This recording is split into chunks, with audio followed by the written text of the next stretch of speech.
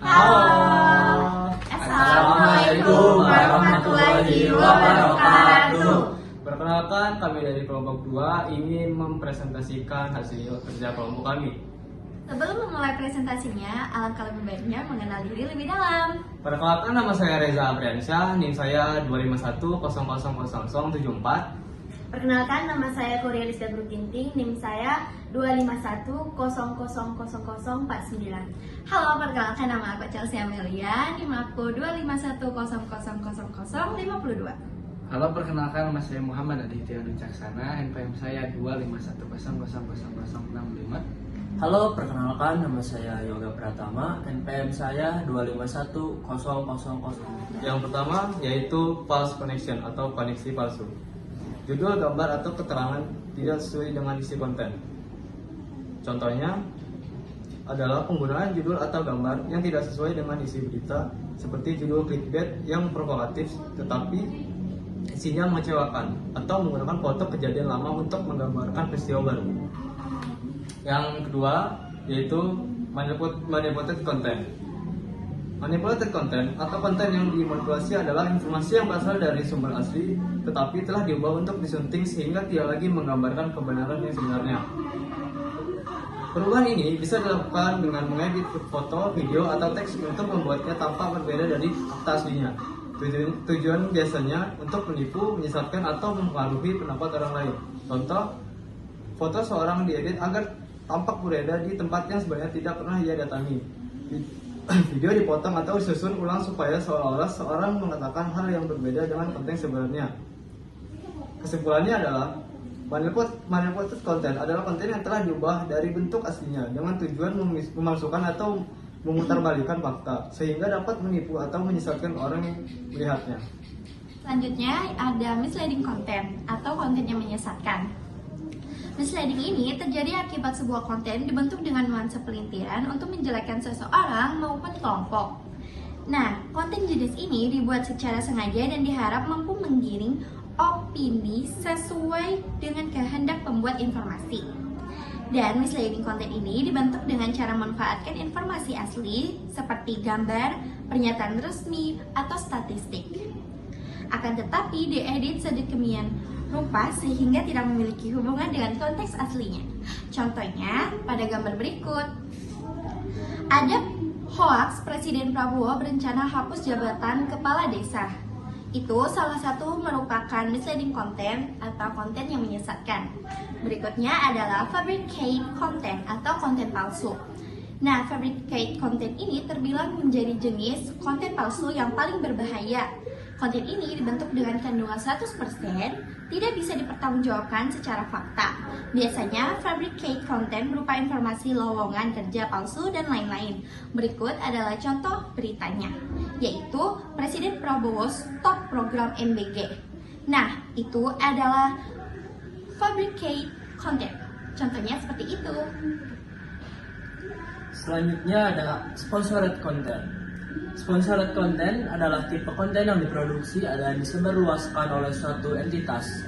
Seringkali biasanya itu media atau influencer. Namun dibiayai oleh merek, perusahaan, atau pengiklanan tertentu.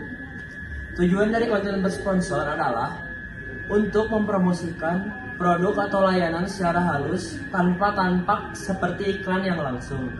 Konten ini umumnya tercampur dengan jenis konten lainnya di platform seperti artikel, video, podcast, ataupun postingan media sosial. Sehingga pembaca ataupun penonton merasakan bahwa mereka sedang menikmati konten biasa, tetapi sebenarnya konten itu memiliki tujuan promosi. Ciri-ciri konten bersponsor dibiayai oleh sponsor atau pengiklanan, disusun mirip dengan konten biasa, tidak terlalu mencolok seperti iklan. Berisi informasi atau cerita yang mengarahkan audiens untuk menyukai atau membeli produk tertentu. Bersponsor dipromosikan berkolaborasi dengan atau iklan diterbitkan di media blog atau akun influencer. Contohnya seperti artikel di situs media, website berita seperti Kompas.com menampilkan artikel dengan judul 5 tips mengatur keuangan di awal tahun untuk milenial. Dan itu bisa juga disebut disponsori oleh BCA. Lalu ada konteks salah. Konteks salah adalah jenis informasi yang tidak akurat yang muncul ketika data yang sah atau benar ditempatkan dalam situasi yang tidak tepat, sehingga membuat informasi tersebut twist atau menjadi kabur. Dengan kata lain, meskipun informasi atau gambar tersebut asli, tetapi cara penyajian bisa membuat orang keliru menginterpretasikan maknanya. Tujuannya itu untuk menipiskan pandangan publik, meyakinkan orang tentang sesuatu yang tidak benar, dan menciptakan narasi tertentu secara tidak jujur. Contohnya, foto lama ditampilkan seolah-olah terkini, padahal foto tersebut demonstrasi besar di Brasil pada tahun 2016. Oke, selanjutnya itu ada stir atau parodi. Stir atau parodi adalah karya yang menggunakan humor, ironi, atau sindiran untuk mengkritik atau mengejek kelemahan manusia itu sendiri. Tujuannya adalah untuk menyampaikan kritik sosial atau politik. Parodi adalah karya yang meniru gaya, format, atau konten tertentu dengan cara yang berlebihan atau lucu untuk tujuan hiburan atau kritik. Contohnya itu seperti gambar yang menunjukkan kritik kepada tokoh-tokoh politik di tengah-tengah masyarakat. Selanjutnya itu adalah imposter content atau konten penipu. Imposter content adalah konten yang berpura-pura berasal dari sumber yang kredibel atau terkenal, padahal sebenarnya palsu. Tujuannya adalah untuk menipu audiens. Contohnya itu adalah akun media sosial palsu yang mengaku sebagai selebriti atau organisasi resmi yang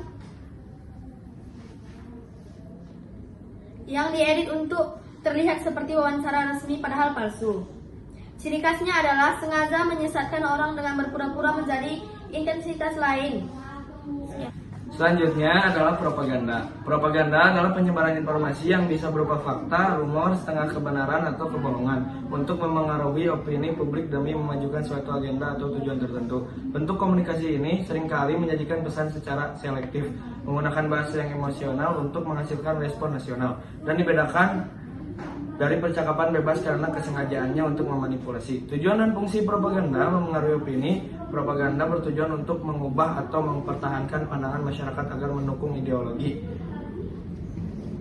Dan contohnya adalah mempengaruhi opini atau mendorong tindakan dan lain-lain.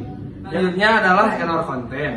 Error content adalah kesalahan deskripsi atau kesalahan pemilihan, atau lebih tepatnya kesalahan manusia yang terjadi ketika seseorang melakukan tindakan yang benar pada objek yang salah karena spesifikasi tindakan yang tidak memadai yang akan menghasilkan hasil yang diinginkan. Contohnya, kesalahan konten tidak valid atau kesalahan data dan lain-lain. Terima kasih. Baik, segitu dulu presentasi dari kita semua.